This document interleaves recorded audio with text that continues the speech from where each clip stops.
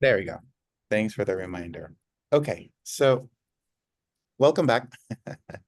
From last week, we started talking about the different tools that we can use to gather information about the project, and more specifically, to gather information about the requirements and user stories and things of that nature.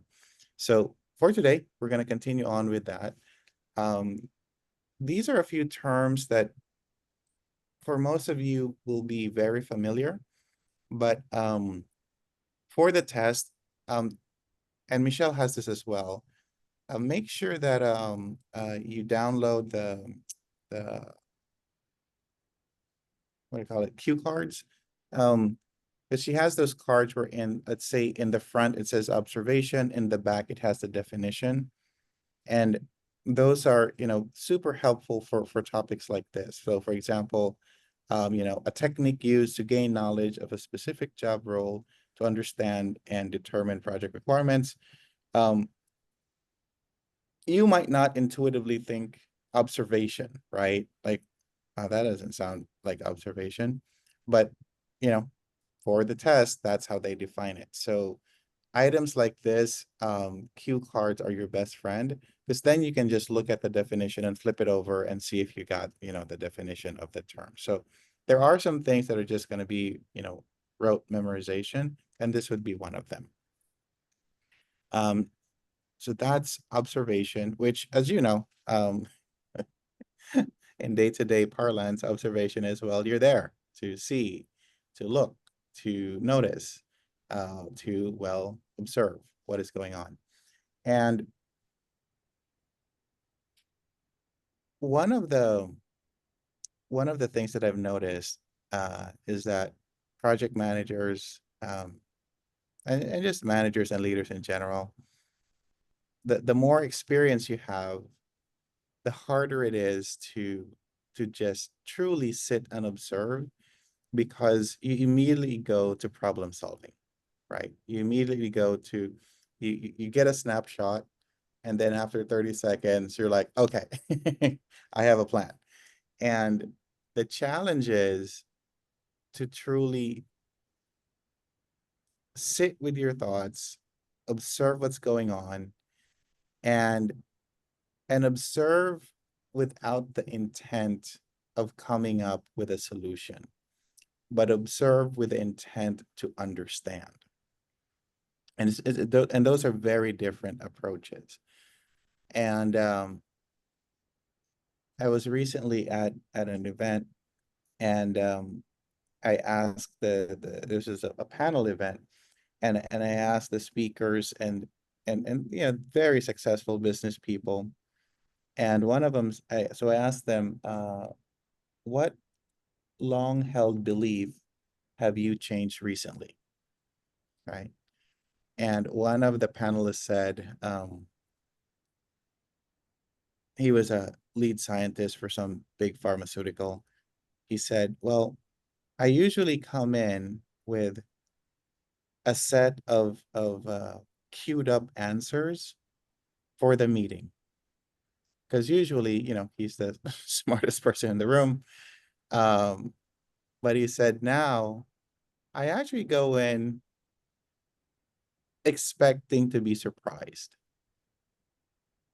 And I found that answer to be very refreshing, because how many of us have, go in and truly anticipate to be surprised? Actually, it's the opposite, especially if you're running projects, you want control, not surprise, right? So, but as you're talking to, the stakeholders, especially the end users, the only way that surprise can come in is when you observe to understand and not observe to solve. So that's something that I hope that you guys can also ponder upon as you go to your next meeting, as you go to your next project, as you go to your next event. Truly be there, not not to solve, but to understand. So that's observation. Facilitated workshops. So we're doing this we're doing this big project in Philadelphia, and they need help with their governance structure. And so I just got a text earlier. They want to meet on the 22nd, their executive team and all of that. And I said, okay, I can help put together the agenda for the workshop, but for it to be truly successful, I need to get input from you guys. What do you want to accomplish in those, 2 days of being on site and whatnot? And this is where I think a lot of times, especially, if you're a consultant like myself, um, you come in with all of these templates that has worked with other clients, and you try to fit the client into your mold, into your template, into what's worked before. And so I challenged the team yesterday to do the opposite, to have enough structure so that we can have outcomes and deliverables at the end of these 2 days, but at the same time make it open-ended enough to allow the client to tell us, because we're in discovery phase, where are you really? And be as open and honest as to how you do what you do, how you adjudicate, the projects that you're working on, so on and so forth. So when you look at the definition, organized working session led by qualified facilitator, the qualified facilitator aspect of this is not just someone who can, follow the agenda, but also someone who can pivot if the conversation leads to something that is useful for that, deliverable. Then you can either dig deeper into the topic or go a little wider and look at other variables, or sometimes have the wherewithal to put the item on a parking lot. And so as a facilitator, one of your best tools is that parking lot, is that, if you're in person, it's that piece of paper on the wall where you say, Kenny, this is a very important topic. I don't think we're going to solve this today, but I don't want us to lose sight of it. We're going to put it on the parking lot here and we'll come back to it later, right? So having that as a tool allows you to continue with some of the topics that you can, figure out, work on for that day. So just remember that as you do your next workshop, that you don't need to answer everything that day.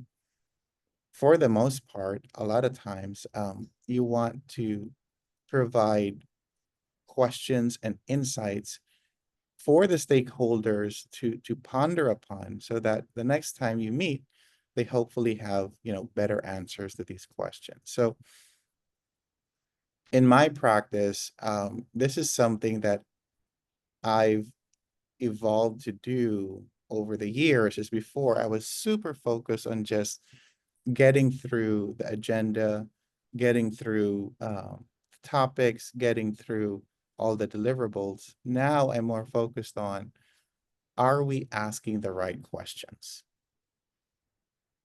Are we aligned with what either the department or the organization is trying to do? Where does this initiative, this project fit into that? And do we have the right stakeholders around the table? And that, in my experience, determines the success way more than the skill of the facilitator to just run the day. So that's facilitated workshop. Let me love to get your thoughts as well. I know some of you guys have ran workshops and been a facilitator. Any thoughts, experiences, comments you guys had for workshops that work well, or didn't work well, either you were facilitating or you were part of the audience? I'd love to get your thoughts.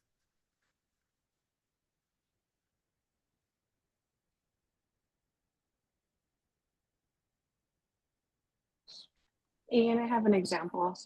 Go for it.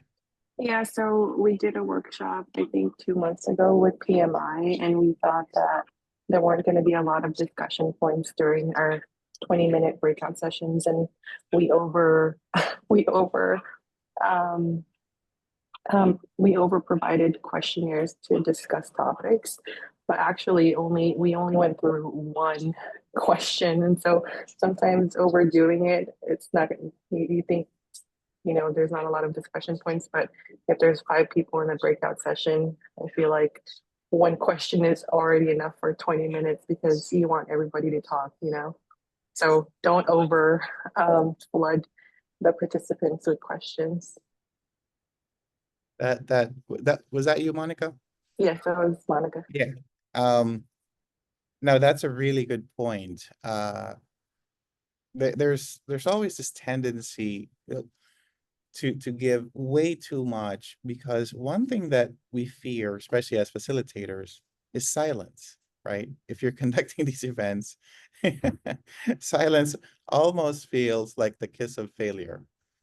But in reality, silence is is that space wherein new thought processes can emerge.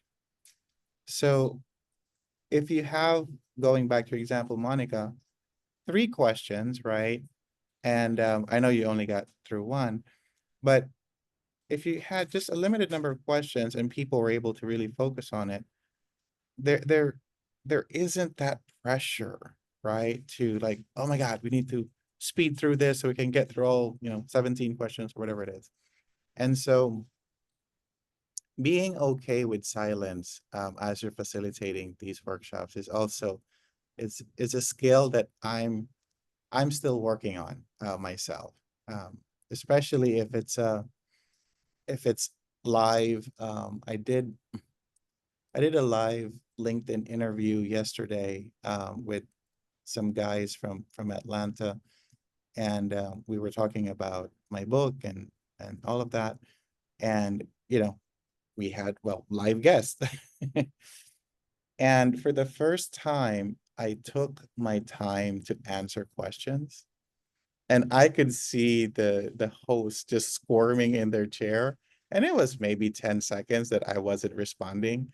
I was like, that is a good question. And I just stopped and looked down for about 10 seconds to gather my thoughts. And I noticed how uncomfortable they were. Because again, there was silence. And and that's something that I'm still working on, being comfortable with the silence as you're doing these facilitated workshops. So just something to think about as you're organizing these events. All right. Context diagram. So this is a visual depiction, and I think I have here. Let me just jump into what it looks like. It's much easier if you have. So context diagram is, let's say that you're looking at, in this case, all the factors that affect funding and for a university. Again, this is just an example. So you have the university in the middle, and it's affected by the government, private sector, the industry, uh, like UCLA. UCLA Health is more healthcare. So it just shows you all the different factors around the central idea, which is the university. Um, this is also very similar to, I don't know if you guys remember, we talked about mind mapping in our last session, where you start with a central idea in the middle, and then you have all the different factors that you're thinking of, around that central idea. And then you put all the details, let's say private sector, all the items here. Um, just give me, guys, 2 seconds.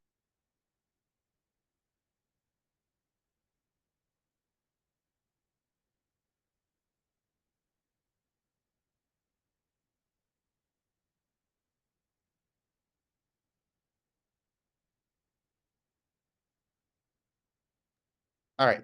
So that's the context diagram. Pretty straightforward. The key here again is to not, if you're creating this beforehand, try to just put enough data to get the conversation going, but not too much that people aren't inclined to lean in and add their own thoughts. All right. So that's context diagram. Again, the biggest difference is you start here in the middle and you put all of the factors around it. For storyboarding, um, this usually starts on the left side, and here I have a here. So storyboarding, you usually start, on the left, and then the stories go around, kind of like comic books. And you start from left to right, up and down. So um, I find that storyboarding is very helpful, especially when you're trying to understand the user story, especially when you're trying to understand the problem that you're trying to solve, right? Um, there's so much that gets lost in business requirements, technical requirements. You can't really see or grasp what's what's the problem right now.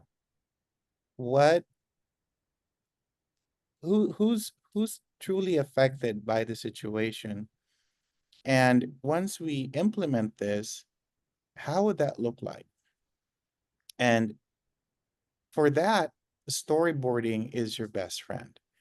And I don't know if you guys have seen like uh, YouTube videos or been in conferences when where there's a person that is doing storyboarding on the wall.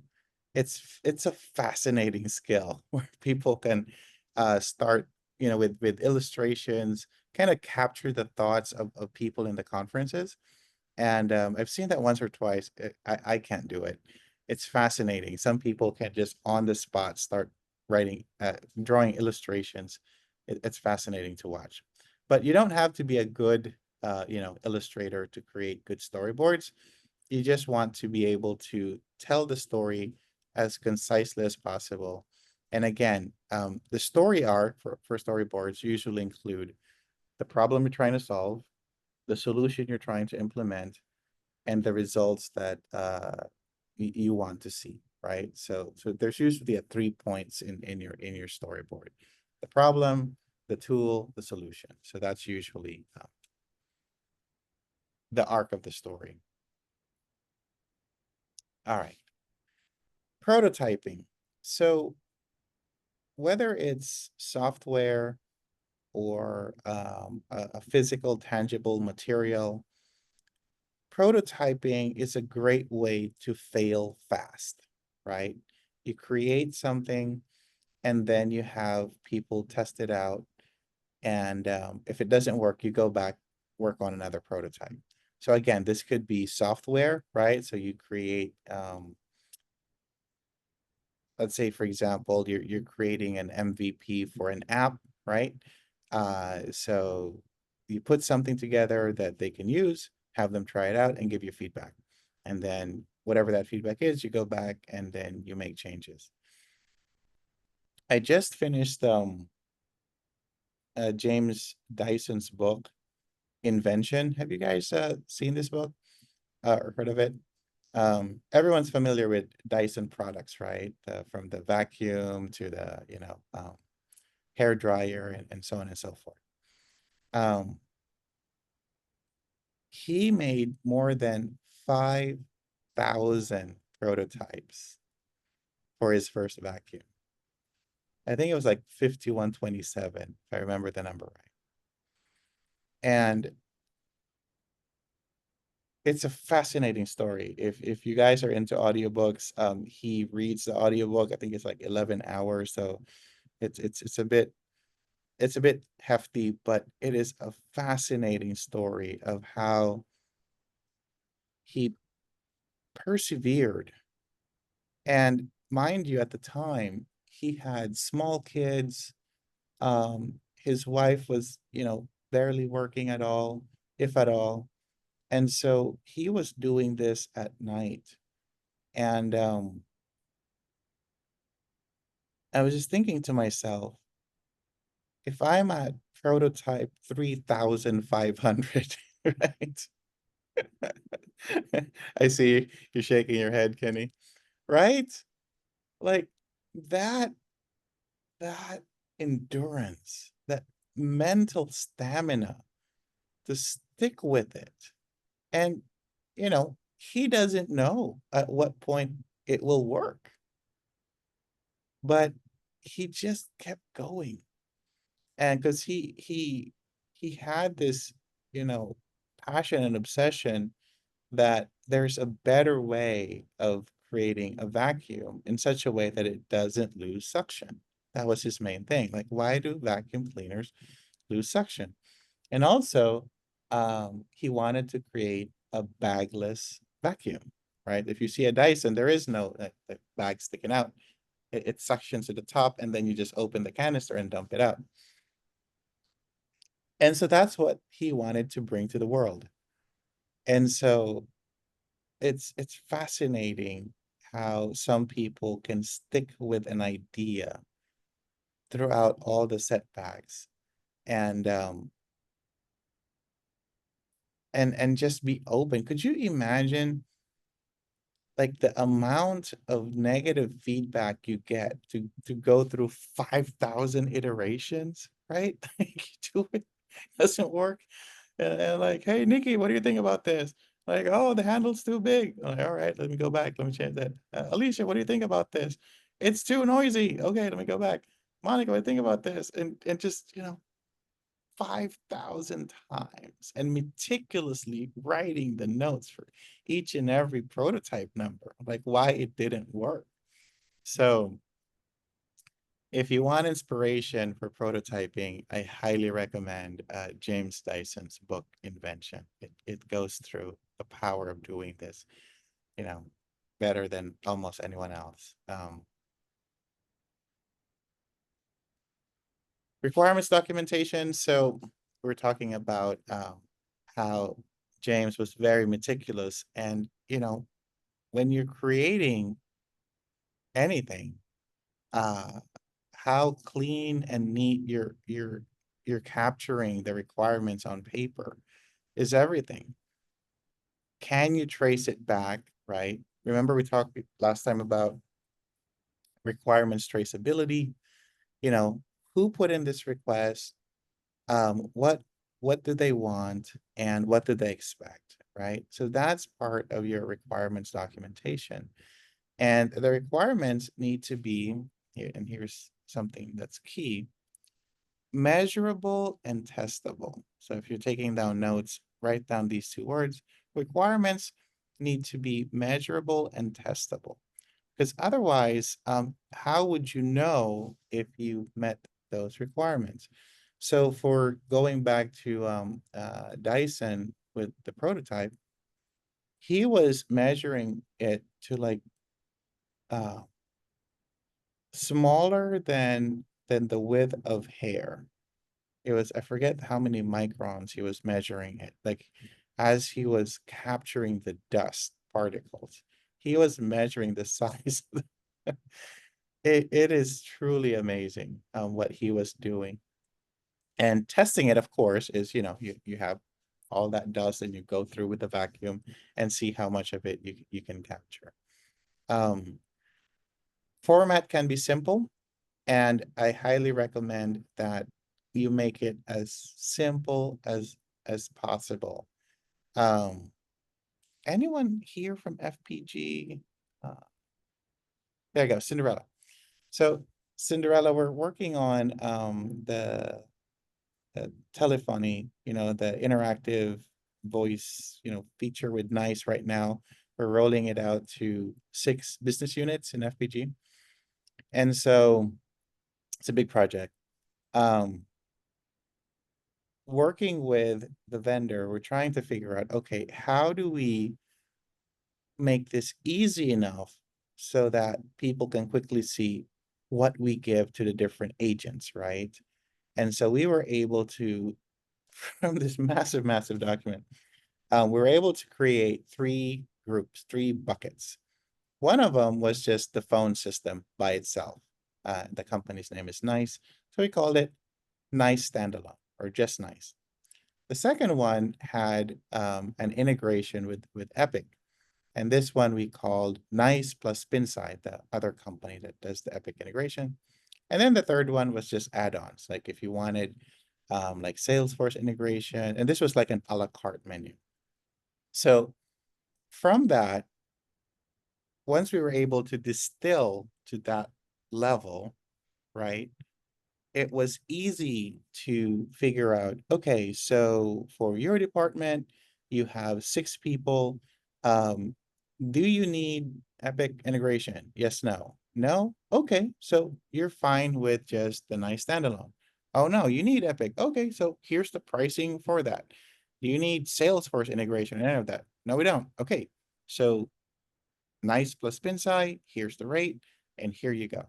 So we were able to quickly figure out, for this department, for these agents, these are the requirements you need, and here's the bucket for that, and here's the pricing. So it made it super easy to have that conversation with the business unit, but it took us a lot of time to distill, right? All these, I think it was like 50 something pages of just specs, right? Of what the system can do and all of that, and then group it into 3 buckets so that it's easy for the business units to figure out, okay, what do my agents need? So I was really happy. We had the meeting yesterday afternoon, and the business leader, Joycelyn, she was pretty happy that she could quickly figure out what her agents needed for her unit. So the more that you can simplify, right, um, the requirements, the more that you can make it easy to digest, the better it is for your stakeholders. But again, complicated to present something complicated is easy. To present something that's easy to understand is complicated. So that's the irony there. So these are the different types of requirements. There are more requirements, but for the sake of the test, these are the areas that PMI focuses on. The first one is the business requirement. These are your higher level, needs that the business or operations, right, focuses on. Second would be stakeholder, looking at it from a stakeholder perspective. Different stakeholders will have different needs. Transition and readiness. So let's say that you're doing some sort of construction project, and there are temporary areas, temporary parking, things that you put in that won't be there after the the construction is done. So transition readiness is super important. Same thing with like if you're doing data conversion for like EHR type projects, um, focusing on okay, Kelly, thank you so much for letting me know. And Devendra Kumar, thank you so much. So a lot of times I've noticed that organizations, they do a great job of capturing the business requirements, technical requirements, but not too well when it comes to the transition and readiness. And the reason for that is this, usually happens closer to go live. It's usually just for maybe a day or a few weeks, so it doesn't get as much love and attention as it should. But I would argue that um, if you have a good transition plan, this drastically minimizes the frustration of your stakeholders. And it, from a change management perspective, it heavily impacts how your project or initiative is perceived, right? Because as you transition from current state to future state, if that doesn't go smoothly, then people remember, oh man, yeah, that was a rough project. That was really hard. And as I mentioned to you guys, I did this project with Stanford where we moved 40,000 plus websites into one site, Adobe. And good Lord, we had this massive, massive spreadsheet to do the transition planning. And we were able to do it in 2 hours. So transition and readiness is very important. Um, quality requirements. So as you are going into the prototyping, as you're going into, okay, we now have an MVP, all of that testing, right, goes into your quality requirements. Um, project requirements. Remember we talked last time about the difference between project requirements and product requirements. You guys still remember that conversation? So, all right, so let's give it a shot. Jennifer Mansurian, um, so tell me if this is a project requirement or product requirement. So milestones, timelines, resources, Project. project. Sweta, tell me if this is project or product requirement. Size, color, um, dimensions. Product. Product. Okay, so it's pretty straightforward, right? If we're talking about the process of doing, creating, that's project. If we're talking about actual specs, that's product. All right, other requirements, you have functional and non-functional requirements. So, functional requirements. So let's say you're looking at let's say a car, for example. How fast does it go? 0 to 60. How quickly can it stop? Your brakes, the doors. Does it have a soft close? Windows. Noise coming in. So those are all functional requirements. Um, non-functional requirements would be like uh, how reliable for the tires, how many miles does it go, things of that nature. So functional requirements pertains usually to things that you use, right? So for a car, like you use, the gas, the brakes, and all of that. So those are again, this is not all exhaustive, but these are the areas that PMI focuses on for the tests. Business stakeholder, transition and readiness, quality project, and then your functional and non-functional requirements. Um, any questions on this slide? There's a lot here. I want to make sure you guys are okay. Good. Blink twice. All right. All right. Moving along.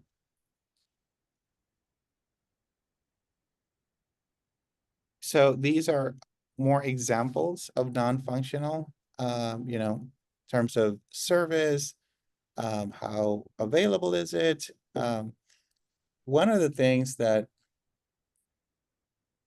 Tesla started to do, which I think was really ahead of their time, was first of all, when they started, they didn't have the traditional dealership, right? So if you order a car, it was just delivered to your home, and you order the car online. And since they didn't have the traditional dealerships, if you needed service, they also would either come to your house and fix it at your house, or they would, pick it up. If it's drivable, they would drive it, to their service center, or if not, they would tow it, right?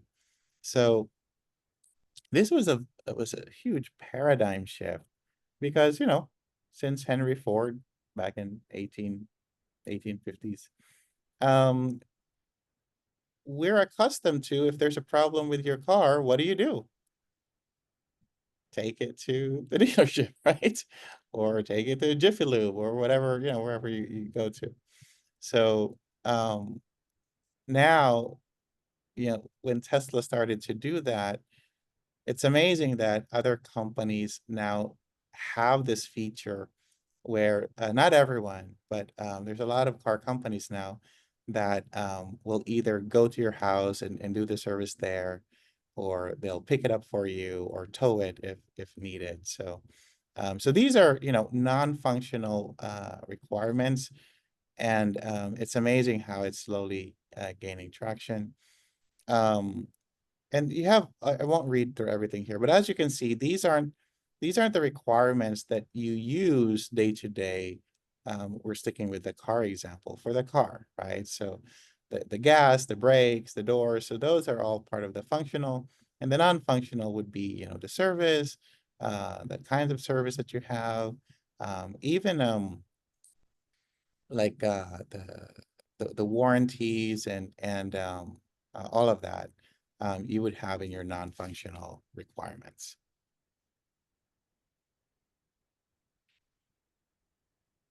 Now, you might think that non-functional requirements aren't a big deal, right? Because when you're buying something, what's your focus? The functional requirements.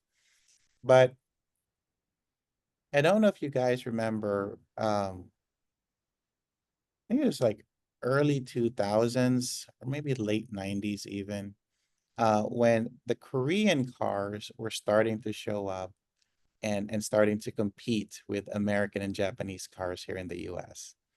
So the criticism of the Korean cars were that they were unreliable, right?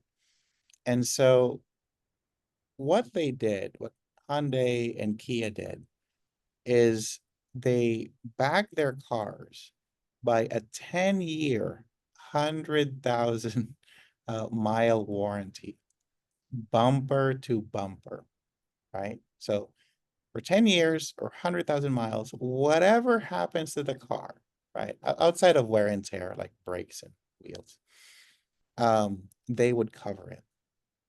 And that actually shifted how American buyers saw the Korean cars, because they're like, okay, it's on the cheaper side. Okay, that's good. But they were scared because it was new. But then, like, well, if something happens, I could just bring it back in, right? For 10 years.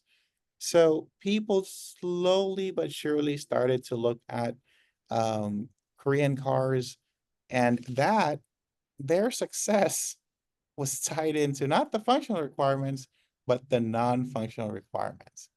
So that's an amazing example of how um, a company was able to use non-functional requirements to get themselves in the game, right, through their warranties. And now, you wouldn't think twice of buying a Hyundai or a Kia. Like they're pretty reliable, and every other car, especially if you're in Orange County, for the younger, UCI crowd, they're all driving it. So, and this is the same thing that Toyota and Honda had to go through more in like the 70s and 80s. So it's the non-functional requirements that allow them to survive and thrive here in the US. All right, requirements management plan. Um, so if you guys remember from our last session, when you see management plan, right? Management plan. It talks about how you're going to go about, right? And work on whatever it is, whatever that first word is. In this case, it's requirements, right? So how are we going to gather the requirements, analyze the requirements, document the requirements, manage the requirements?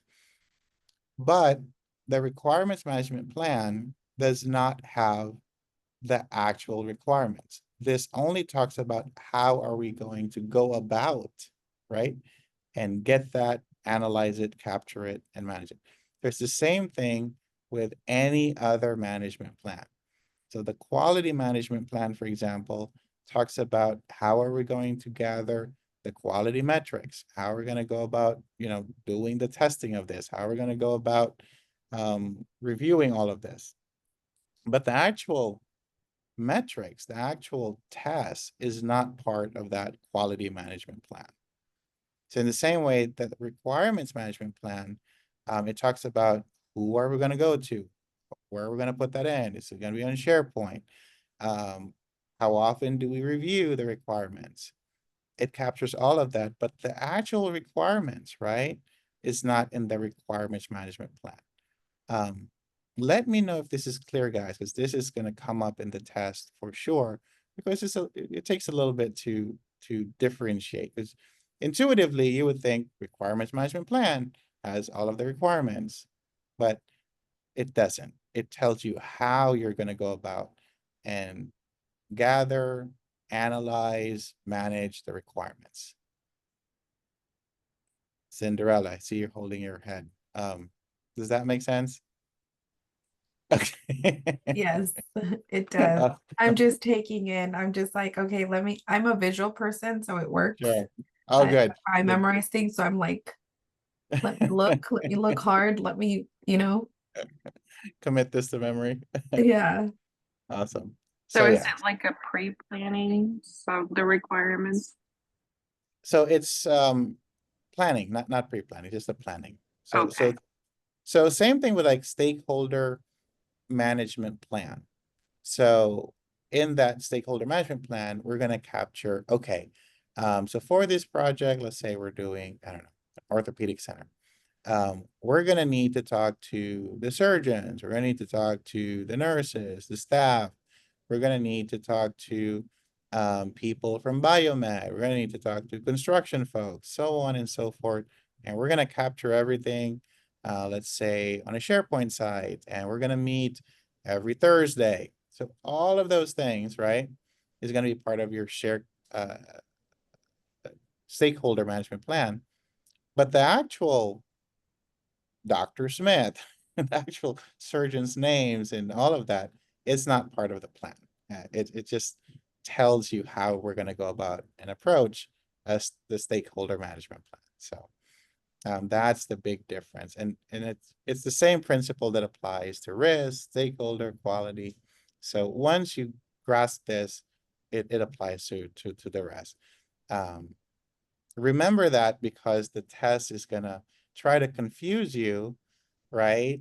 To think that the requirements are in the requirements management plan, when in fact they're in a different document, which could be your functional and non-functional requirements. So, all right.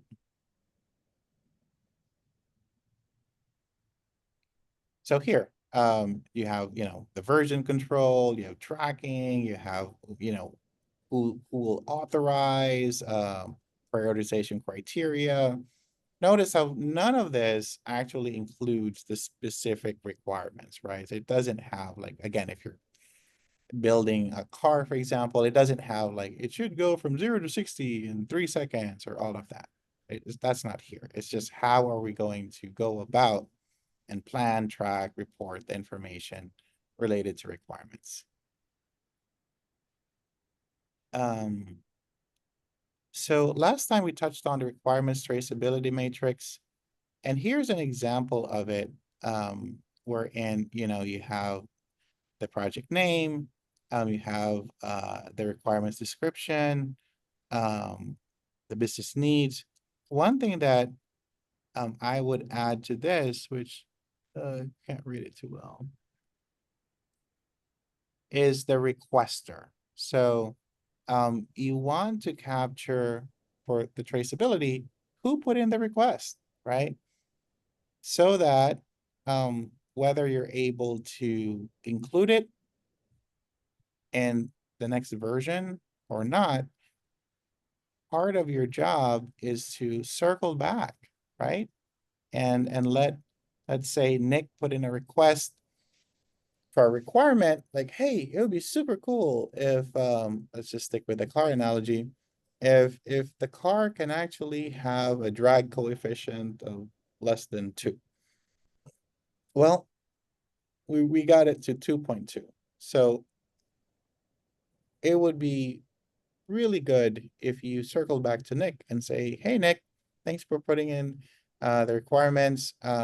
We tried our best to get to 2 or under, but we only got to 2.2.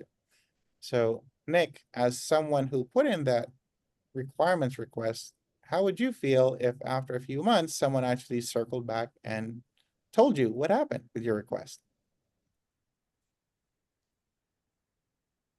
Still there, Well, Nick? I mean, that's kind of what you would expect, right? If you put in a request, Right. then you would expect to get some feedback, Yep, one way or yep, the yep. other, but at least something. Exactly. This is an area, especially if you're doing a big project, where you have hundreds of stakeholders. A lot of times we aren't able to get back to people individually. But if you have the requirements, right? And then you put out a document that states, all right, guys, here's all the requests, and here's what we're able to do or accommodate for this go around. You can also share it, in a group email or something like that. But that, if you're able to do it individually, it's just an amazing feeling, because then you feel like, oh, my voice was heard, right? And even if you weren't able to accommodate, you took the time to try to accommodate it. So these small things that you do for your stakeholders means a lot. That extra step, that extra TLC of communicating back and saying, hey, Nick, sorry, weren't able to do it, but we have it in our product backlog. All right. Different tools that you can use for collecting project requirements. So, you can review the different plans, scope management, requirements, stakeholder, things like that. You can use tools like interview, focus groups, facilitated workshops, um, and however you get the information.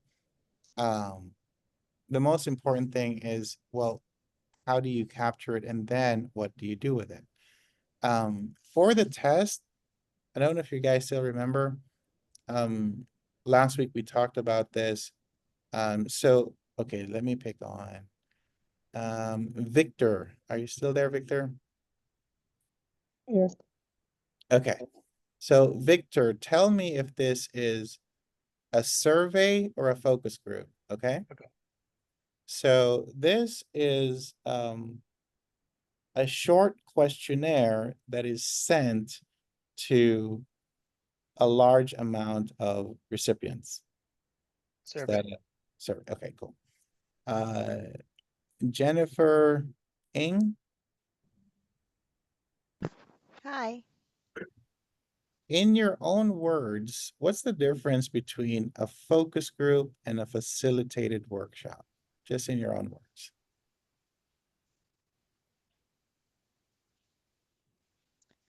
I know for a workshop you're getting like some specific um like task or action done. And for a focus group, I don't remember the specifics for that one. okay, no worries. So a focus group is a small group of people that you can go through multiple questions and iterations of questions to get their feedback on a specific topic, right? So the goal of the focus group is to obtain feedback. The goal of a facilitated workshop is to come up with a deliverable. So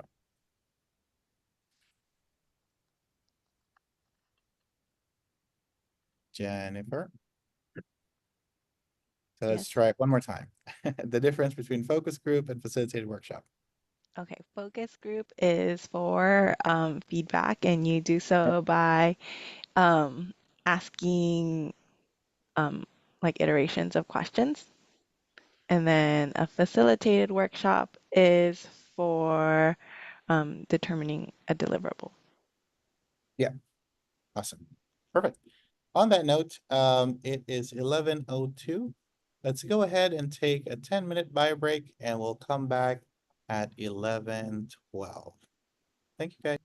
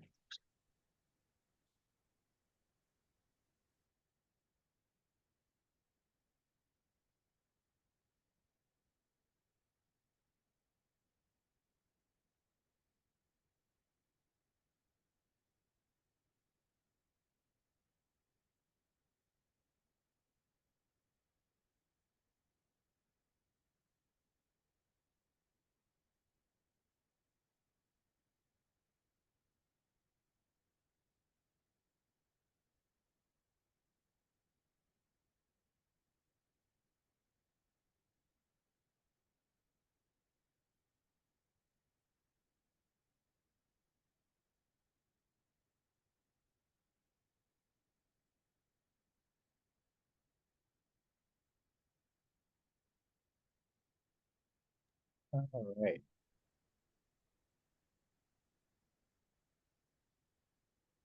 So we'll finish up, um,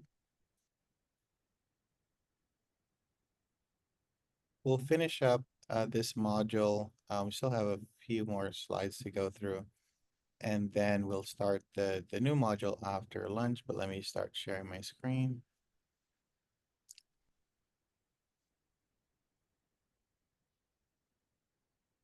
And let me know if you can see my screen.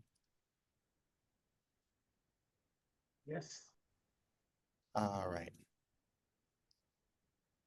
So project scope statement, this is, well, it describes the scope, deliverables, assumptions, constraints of the project. One of the things that we don't really do a good job of is capturing assumptions. And I think that as we're going around the table talking to our stakeholders, um, asking them, what do you think about uh, the scope of the project, or even just the project in general? And if you allow for more open-ended questions, then you can start to get more of their assumptions and more of their perceived constraints. And, one of the things that is nice about project management is that we have a lot of structure, we have a lot of documents, we have a lot of forms, we have places to put in input, right? Now, if this isn't what you're used to day, um, it could sometimes be off-putting to people when you say, okay, tell me your assumptions around scope. You probably won't get any answers. So you have to word it in such a way that is accessible to your stakeholders, right? So instead of saying, what are your assumptions around the scope? You might say, hey, Alicia, so what do you think about the scope that we have here on the screen, right? Is there anything we're missing? Does this look about right? Is it too ambitious? Are we too conservative?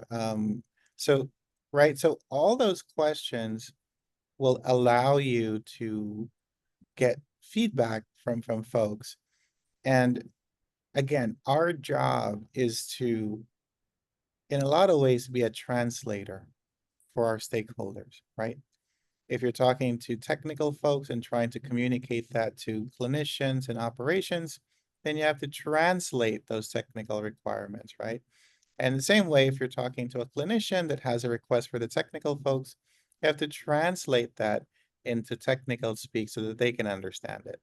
So when you're looking at project scope and you're trying to extrapolate, or not extrapolate, but extract assumptions and constraints, that's one of the ways that you can ask it so you can get more engagement from your stakeholders. Does that make sense? Awesome. So, so here's an example of a project scope statement. Don't need to copy it or anything. It's just, an artifact there for you. Scope tools and techniques. As I mentioned, as we go along, some of these ideas are now going to be redundant for you. Like expert judgment we talked about, product analysis we talked about, facilitation we discussed, multi-criteria decision analysis. This is where you have some sort of, ranking or weight to your decision. So let's say, for example, there are 5 things that you're including in your criteria, but let's say patient safety, is weighted 2 points. So anything that touches patient safety has more, weight to it as you analyze. So that's like an example of a multi-criteria. Alternatives analysis, we talked about this last time. This is when you say, okay, do we build it or do we buy it? That's an alternative, right? Build or buy.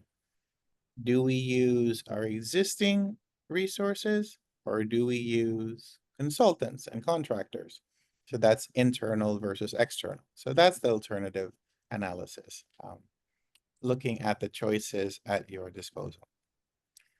Product analysis, the focus here is on the characteristics of the product itself, again, as opposed to project analysis, which focuses on the actual delivery of the product. So there are different things that you need to be familiar with for the test when it comes to product analysis. And if you're taking down notes, I want you guys to highlight a couple of things.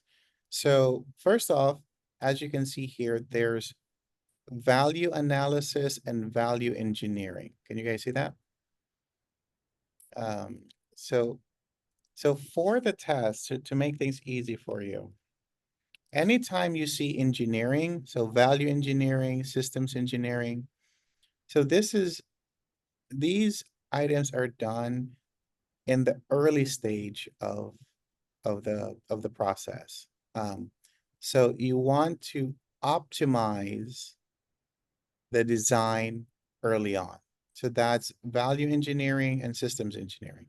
So just put in your notes, done early in the project. Value analysis and systems analysis are done later in the project. So what that does is it looks at, okay, let's actually examine what we've created and see if there's a more efficient way of doing this. So the value analysis and systems analysis is done later in the process to see if there's a better way of doing it, either more cost efficient or maybe you can do it with fewer steps. But in the beginning, if you just draw a line, in the beginning of product analysis, you have value engineering and systems engineering and the beginning, and then towards the end, you have value analysis and systems analysis. So cool. Hopefully that helps you remember the difference between the two. All right.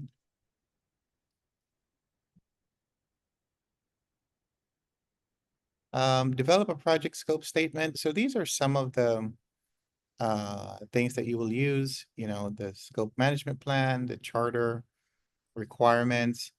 Again, for your scope statement, so there are two things that you need to be mindful of, both for the test and in real life. The first thing is, what are the items that are in scope? What are we doing, right? What's included? And the second part is, what are the things that are out of scope? What's not included? And you want to put equal focus on these two, because the frustration that your stakeholders will have is in expecting something that's in scope, but in reality, it's out of scope, right? That's always where your frustration will come from. So you need to articulate what are we doing and what are we not doing. And the second part, the out of scope, it could be you're not doing it, period, or you're not doing it for this phase, right? Maybe this is phase 1 and that's not included. Maybe we'll get to it in phase 3. But clearly articulating what is in scope and also what is out of scope. Okay, work breakdown structure. So the next few slides are purely for the test. In real life, you probably won't be doing a lot of code of accounts, and we'll go through that. But it's good to get familiar, and I hope in the next 10 minutes, you will understand what I'm talking about here. So a work breakdown structure is a way to break down, a big objective into smaller bits and pieces so it's easier to accomplish. So here's a visual representation of it. So you have, a big task, let's say, create um, an outpatient cancer center, right? And here, okay, so that's the one on top. And these are all the things that you need to do underneath that, right? So build the actual building, have, staffing and everything else that goes into it. So you want to break it down so it's easy to eventually accomplish. Now, there are specific words that I need you guys to be familiar with for the test. And the first one is what's called code of accounts. And again, these are just items that you need to memorize. So code of accounts is a numbering system that uniquely identifies each component of the WBS. That's code of accounts. And I have a visual here in a few more slides. And again, you don't need to write all of this down. Michelle has those cue cards that will help you as well. So this is just pure memorization. The next one is WBS Dictionary provides detailed delivery, detailed deliverable account. So this has all of the, and I'll show you in a minute, like all the numbering stuff. So here's an example of a WBS dictionary, right? So it could have like code of account identifier, like this is, so here's a project and these are the different components. One is define, two is measure. So everything under define is like 1.1, 1.2, 1.3. If it's measure, it's two, so 2.1, 2. So the dictionary just captures all of this information, right? And it's very helpful when you're trying, especially for a really big project, when you're trying to figure out where is this related to, because again, this can get really big. You can only imagine, let's say for SpaceX, you're building a rocket, can only imagine how big that work breakdown structure will look like, right? In terms of, let's say, the turbines, in terms of the cooling, in terms of like, these numbers can get like mind-blowingly large, right? So you need a really good WBS dictionary in order to figure out where does this roll up to, right? Especially when you're building things. And so you want to be able to know where does this component roll up to, right? And for the test, the process of breaking down, right? The process of breaking down something big like a scope into smaller, more manageable pieces is called decomposition. So for the test, please remember this. This is the technique of dividing or subdividing the scope deliverables into smaller, manageable pieces. That's called decomposition. So here's an example. So let's say value management system project. So needs assessment, current system audit. As you can see, right? So like 1.1, and so on and so forth. So all of this numbering system, right? That's all part of your WBS dictionary. Does that make sense? So it allows you to quickly understand, okay, where is this a part of? So if you know the numbering system, then it makes it easy to track. A few more words that you need to remember. Control account. So actually have here, have this visual. So I think this is easier to understand. Again, these are words that you probably won't ever use again, but for the test, you just have to be familiar with it. So starting from the top, you have the project name. And underneath, you have what's called a control account. And the definition is a management control point where scope, budget, costs are integrated and compared to earned value for, that's really hard to understand. Basically, it's an easy way to to pull together work that are similar. So let's say that this is a car and control account 1 pertains to everything about the car's doors. The paint of the door, the size of the door, the airbags in the door. So it's easy to, instead of trying to figure out, you know, let's say the airbags in the doors, right? Well, let's say that's part of the work package. Where does that roll up to? Oh, that eventually rolls up to this control account called door, or a control account called acceleration. So everything related to acceleration would be under this control account. So it's an easier, I should say, way to group things, to lump things, so that as you're getting an assignment, so for example, Kelly, I'm giving you, let's stick with the car example. I'm giving you an assignment about brake pads. I'm giving you assignment about brake discs. So you get a sense that, oh, okay, so all of this rolls up to, well, the control account called brakes. Does that make sense? So a control account is an easy way to communicate, right? What are these sub work packages and planning packages a part of? So that's easier to get an understanding of what are you working on this project, right? So you're not bogged down in just the details. So you'll think of control account as an easy way to package, right?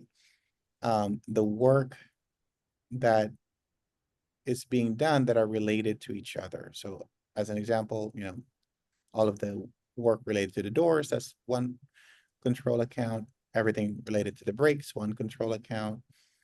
We can say all of the windows in the car, that's one control account. And then you start breaking it down into the different areas. So here's another term for the test that you just have to remember. So there's 2 types of packages that you need to be familiar with. One is called planning package. So if you're writing things down, just put planning package does not have detailed schedule activity. Don't ask me why, but it's one of those things. Planning package does not have detailed schedule activity, and work package is the lowest level of the work breakdown structure. So as you're breaking down the work package is the lowest level. So going back to this guy right here, so notice how the work package, that's the bottom of this pyramid here. So here's an example of a work breakdown structure. Yeah, can I see that previous slide 84, please? Of course, I don't yeah. know why I didn't get to see it. Oh, got it. Fine, yeah. So it's the lowest level of the WBS. And this is where the cost and durations are estimated and managed. So notice how that's not included. Here, you don't have the scheduled activity. So a better way of understanding it is like this. So here's your project. Underneath is the control account. Underneath is the planning package. And underneath is the work package. So I think this is the easiest way to commit it to memory, and just draw this out: project name, control account, planning package, and work packages. And is a control account the same thing as a deliverable? No. So think of, so all of your deliverables are going to be in the work packages. So think of the control account as a grouping of deliverables.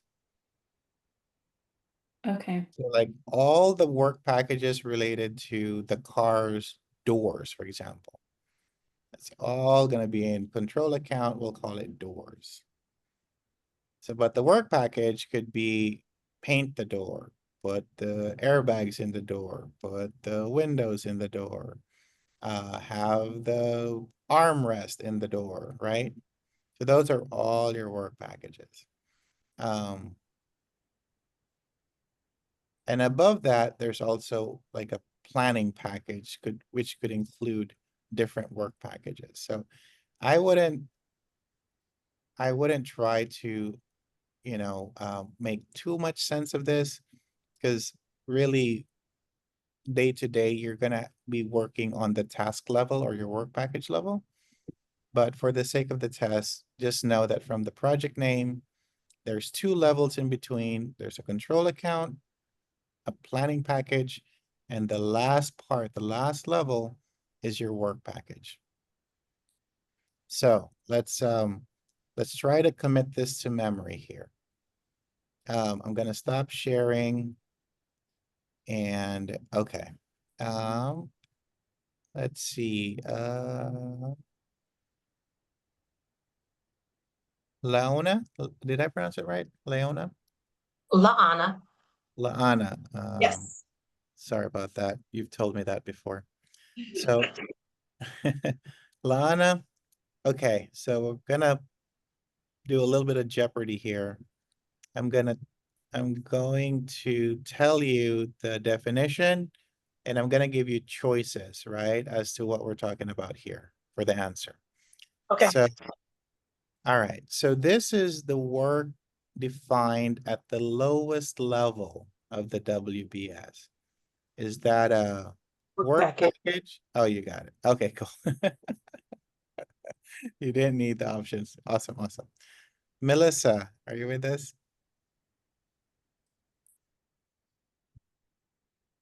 I am, but quite under the weather, so Oh, no worries. I'll make this easy for you. This is the level above the work package. Is it? the planning package? Yes. Yeah. Oh my God, you guys don't even need choices. All right. I think we can break early. Kidding. That's really good. Yes. Good job, Melissa. Jasmine. So this is the level that groups all the planning packages and work packages.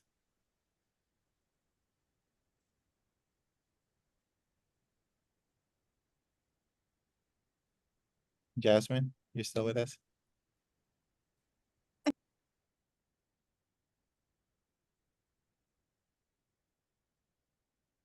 Jasmine? I think she's having audio issues. Let's go with Kyle. Is that the work breakdown structure? It's part of the work breakdown structure. It's the level underneath the project name. So this groups your planning packages and work packages. 2 words. Oh, I'm sorry, I don't know. You can call a friend. Pick someone else. Alicia, do you know? What is control account? What is control account? That is correct. So you guys got it. So, yep. Let me share my screen again. And that's absolutely right. So the lowest level, work package. The one above that, planning. The one above that, that groups planning and work packages, is your control account. And the one above that is project name. Jeffrey. Ian, quick question. So I recall a term like summary task being part of the work breakdown structure, and it seems like a summary task functions something like a control account. Is that a term that's still relevant to PMBOK 6, 7, whatever it is? Not for 7. Yeah, they just focus on these Okay. 3 guys. Yeah, but you're absolutely right. Actually, it's more of a planning package, because the planning package has the Work packages. yeah, exactly. Okay. but it's something similar. Okay. Oh, 100%. That you can even define it as that. Yeah. So spot on. Thanks, Jeffrey. So if I can, Ian, project name, and then Uh-huh. it's control accounts. The control accounts would be like maybe the example you gave in FPG with the phones. Yep. Would be like maybe just that one bucket you had, right? Phones. Yeah. And then planning package would be a little bit more how can I say it? I'm sorry, I'm also sick. Oh, no worries. Okay, It's like a summary, like more of a summary of the summary. work Okay. package. Yeah. Yeah, because you mentioned it doesn't have detailed scheduled activities. Nope. So I know that. Okay, so None. that makes sense. It's a summary. And Yep. then under that would be the more specific tasks. That's your work package. Yeah. So it has the cost and the duration. And this is actually what you assign to people. You assign the work package. Yeah. So do I think of each work package as like a different task, or can a work Absolutely. package have like a multiple tasks? No. So this is the lowest part of it. So in your work breakdown structure, the work package is the lowest part of the task. So Okay. yeah. Yeah, I think it's just confusing because it's called a package. Right. Yeah. It should be like work item. I think that would Right. be clear. Exactly. So I think they called it package because it has the cost, it has the duration, and you know, so but I think for purposes of explaining, especially since it's the lowest, just call it an item. But would you consider that to be the installation of the brake pad? If that was the part of the car that was the brake portion Yeah, of it, would that be exactly. the installation? Okay. That's right. That would be it. Now, But each task, if I may, each task, assigned task is like 1.2 would be one task, 1.2.2 would be another task, totally separate, not like you're listing in one, correct? yes, Okay. yes. So another way of thinking about it is if you complete all the work packages, you've completed the project. So think of it If as, they're all there. yeah, because that is like the bottom of like the absolute list of things that we need to complete is in your work package. And then you complete that, then you complete the project. So the reason I think that PMI created, you know, like these planning packages, control accounts, because sometimes it's hard to figure out where the different work packages, because think of it like if you're in a manufacturing, like again, building a SpaceX, right? Like a rocket, there's probably, you know, tens of thousands of parts to a rocket. And this is an easy way to figure out, okay, where does this component roll up to, right? So that I think is where it's helpful. But for our purposes, like I've never used a control account personally. Let me see if I know that not sure if Mike is still around. I know in construction they use this a lot because it's a good way of capturing Sorry, I'm here, but I was typing and oh, no worries, Mike. I was just mentioning that I know that in like the government work and also in construction, they use things like control accounts, so that you can easily capture, for example, okay, so for everything related to the first floor or first story, that's in control account 1. And you can have like a control account for each of the floors, right? So it's easy to capture let's say you're working on control accounts 1, 2, and 3, then it's easy to see, oh, okay, so Jennifer, you're assigned to the first floor, second floor, and third floor, right? So that's a good use of control accounts.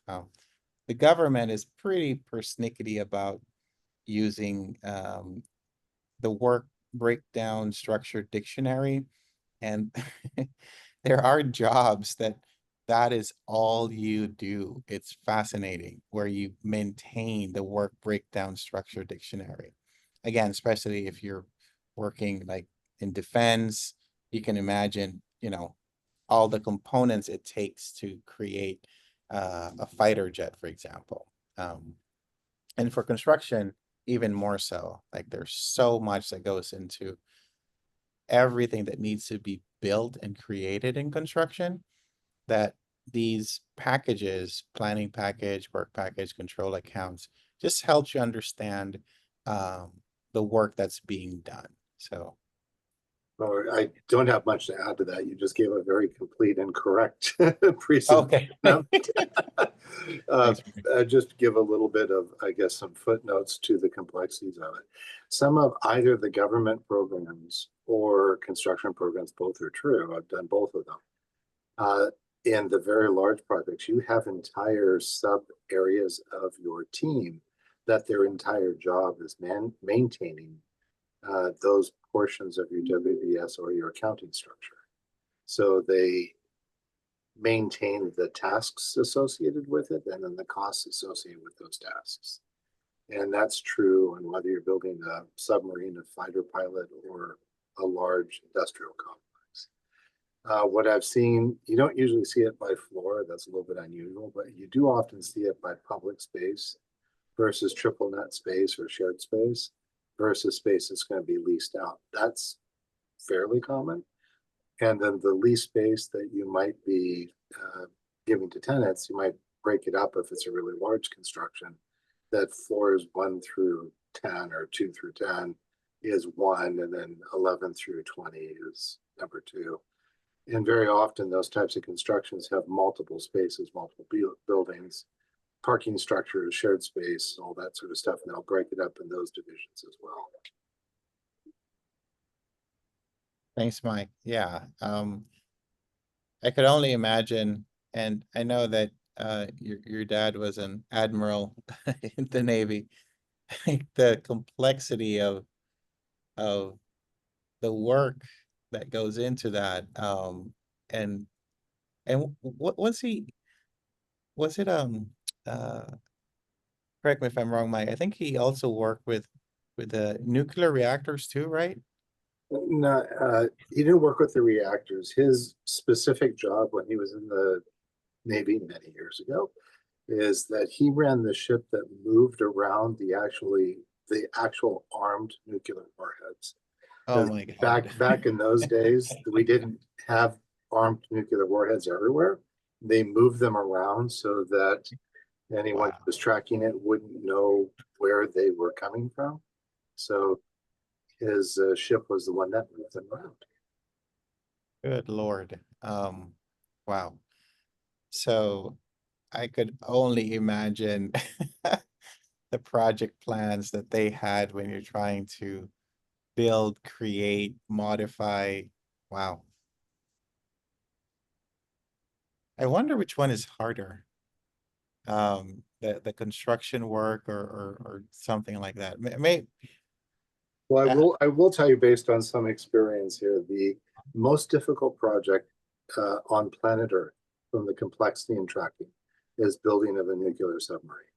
It is harder to do that than it is to build a rocket or a space station. Wow. Those are incredibly difficult projects. Wow. And there's not a lot of room for error because if you need help and you're hundreds of feet underneath, no one can quickly get to you. So yeah, so if you guys are having a bad day, just remember you're not working on a nuclear submarine and hopefully you'll feel a little better. Yeah, I'm always amazed by people who do that type of work, and be it things that are like the skyscrapers or nuclear submarines, just factoring in altitude or depth is just fascinating. But same thing with your construction, Mike, the towers that you created, factoring in the wind, factoring in how the building should sway and all of that. Yeah, the footings based on the topography of the land that you're at, what the bedrock looks like, and how much moisture is in the soil. When I first started doing the work, I didn't even know that a hydraulic engineer for the specific moisture of the soil was a subspecialty within that. That you needed to have on every building over 10 stories. Like once you learn that, then realize how difficult their work is in that planning process and how precise they have to be. They're basically the people that give you the engineering specs to make sure your building stands. Then everyone else makes sure it stands with all kinds of conditions, storms and winds and earthquakes and whatever could happen. So they're amazingly interesting projects that take a lot of highly skilled people to pull together before you take a shovel to the ground to do anything, so that you know exactly what you're going to do. Jeffrey, you had a question? Yeah, fascinating hearing about the nuclear submarine. I mean, in that regard, when you have projects of that magnitude, do you typically find multiple project managers responsible for a control account? You know what I mean? Because I could imagine, each control account or whatever it is can get pretty complicated and nuanced, and even sizable for projects like that. So does that typically happen where you have multiple PMs working together? You would definitely have multiple PMs. You would have multiple program directors that roll up to a chief of the program. So there's a whole hierarchy structure, all of which would be responsible for different control accounts and different control WBS. So absolutely true. And for some of those systems, they break them pretty far down because of their complexity. Managing the nuclear reactor on the sub itself is multiple teams doing multiple work threads to make sure that it's installed and maintained correctly before it even gets to what's going to be the submarine eventually. So, I think relating that to UCLA, right? We just went through an entire program for West Valley, right? So the entire program was headed by a PM, and then there was multiple sub projects and multiple, so you can think of that very similarly, right? Exactly right, Nick. Exactly right. That's a good example, Nick. I like that. Yeah. So Yeah, Mike, would the master format for a construction project be equivalent to the control account? Close, but not exact. The control account would be actually one level down below that. There would be a higher kind of managerial structure that would be decomposed into the control accounts. Okay. Yeah.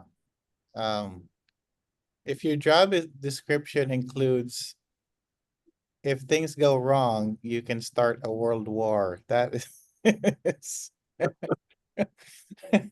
if blows up in South China Sea, like good Lord. Yeah, there are a lot of jobs out there that the pressure goes beyond just what you're doing and the ramifications, and have a lot of respect for those types of jobs, and remember that when you're going through a hard day. Well, at least you're not starting a war if things go wrong. Geez. Probably good to have your assumptions listed out properly for projects like that. Assumptions include do not start war. Do not start war. Wow. Well, for the record, guys, this has been the most fascinating conversation I've had about work breakdown structure and control accounts. So thank you. All right. Thank you so much, Mike. So, all right, scope baseline. So, okay, so for the test, every time that you make a change, either to the scope, to the budget, to the resource, timeline, and once that request gets approved, that now becomes your baseline. That is now the approved version. So for the test, once you have an approved version, again, it could be cost, it could be schedule, whatever it is, that now is the basis for everything that you measure after. So let's say, for example, Jeffrey, our project was initially intended to be 6 months. And there was a change request to add 2 more months, and it got approved. So now your timeline, your schedule baseline is going to be 8 months. So if you finish the project in 8 months, that means that you finished on time. Does that make sense? Yeah. Cool. So remember that, because in the test, they're going to try to make it super complicated and make you want to believe that, you know, even though your request got approved, be it money, be it time, be it resource, but since you didn't hit the original plan, they'll try to make you believe that you actually missed your target, but that is not the case. Once a request is approved, then that becomes your approved version. That becomes your baseline, by which all other comparisons are based upon. Does that make sense? It makes sense, but is there a term for just like the original baseline? The so baseline is in this context is used for an edited version. Right. Right. So the original would just be original timeline, I guess, or original. Okay. Yeah. There's not like a specific term or anything. Okay, got it. Initial, original. Yep. So yeah. So don't feel bad if you had to put in a request, because again, the more you know, the more that you can adjust, right? And so it doesn't mean that when you put in a change request that it's wrong. It means that you're more accurate. So for the scope baseline, you have the work breakdown structure, planning package. All right, so Eliseo, which one is at the bottom of the work breakdown structure? Is it planning package or work package?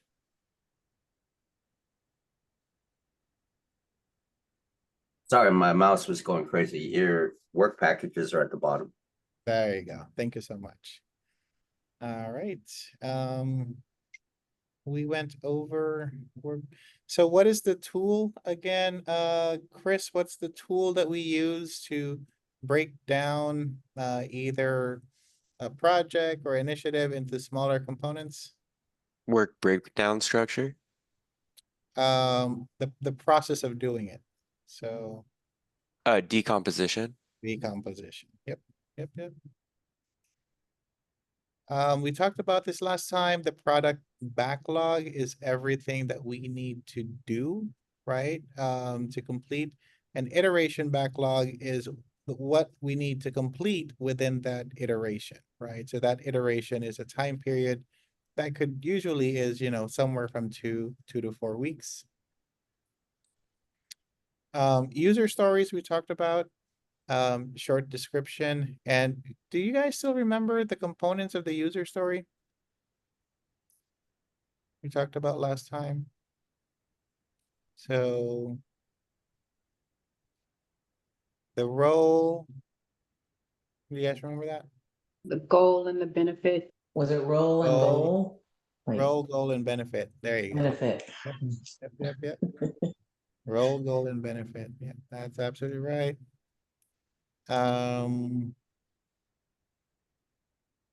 Different things to remember for verifying the scope. So definition of done, this is very important. At what point do we consider something completed, right? So that's your definition of done. It's usually a checklist assigned to that.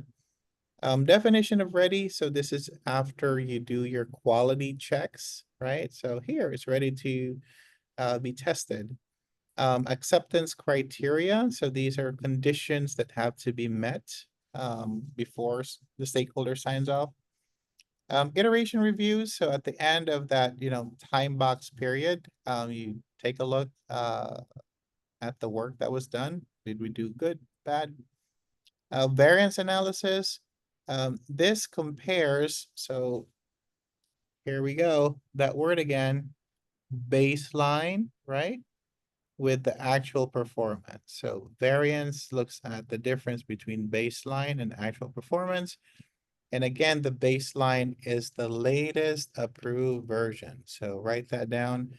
Baseline equals latest approved version.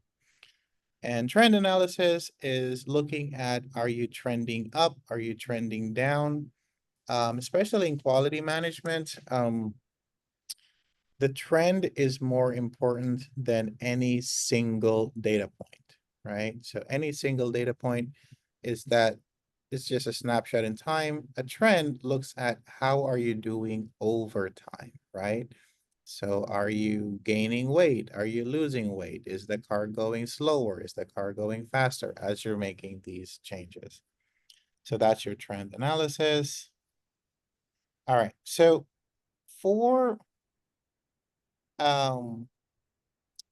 these remaining slides, there's a lot of terms here that Michelle has in her trainings, because these are just it just wrote memorization. I just need to be familiar with it. So as you guys go through the sessions with her, you're gonna go through all the definitions here and also for 95. And we went through some of them ourselves, but these are just things that you need to like sit down and study. Good news. In version 6, if you didn't memorize all of this, you pretty much have a really low chance of passing because they focus so much on memorization and calculation. For version 7, it's now more of just remembering and understanding the context. So that's a good thing. But just know that we'll go through all of this with Michelle's sessions. All right. Project schedule. So very straightforward, has your project start date and finish date, right? And sequencing. You also have the relationships, right? Start, finish, start, all of those. Benchmark and historical data. So do you guys remember our conversations around benchmarking? There's internal benchmarking and external. What does an internal benchmark mean?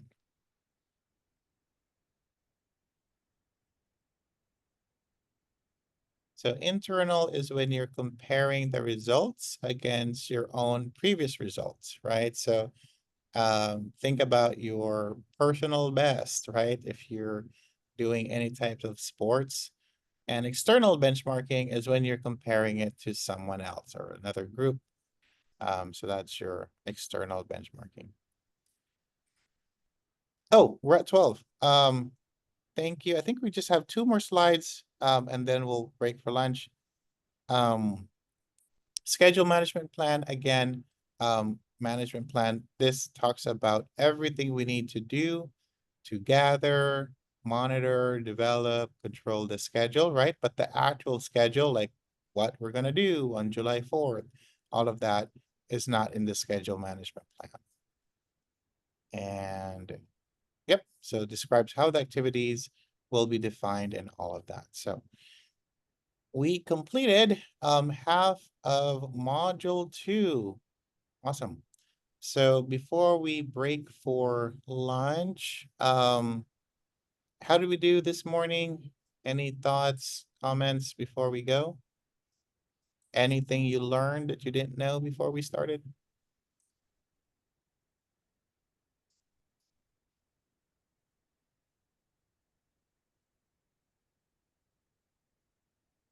Yes, different levels of work, WBS. Yeah. Thanks, Jenny. Yeah, we spent a lot of time on that for sure. Awesome. Anyone else before we break?